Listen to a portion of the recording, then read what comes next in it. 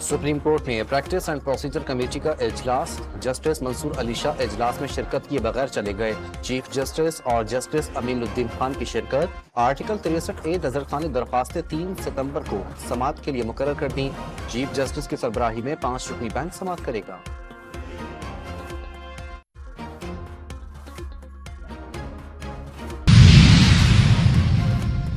Justice Mansoor Ali Shah ने practice and procedure committee को खत लिख दिया। जब तक फुल कोर्ट सदारती ऑर्डिनेंस का जायजा न ले, कमेटी में नहीं बैठ सकता।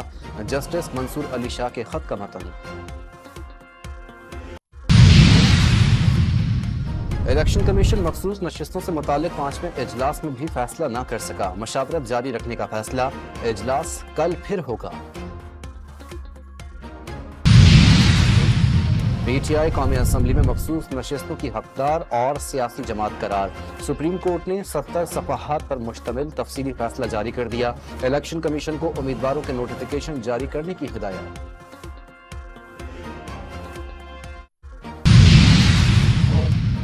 वफाकी वज़ीर कानून ने आज़ाद उम्मीदवारों की किसी भी जमात में शमूलियत का अमल नाकाबिल वापसी करार दे दिया। कानून साजी पार्लियामान का हक और सुप्रीम कोर्ट के फैसलों से बालातर है।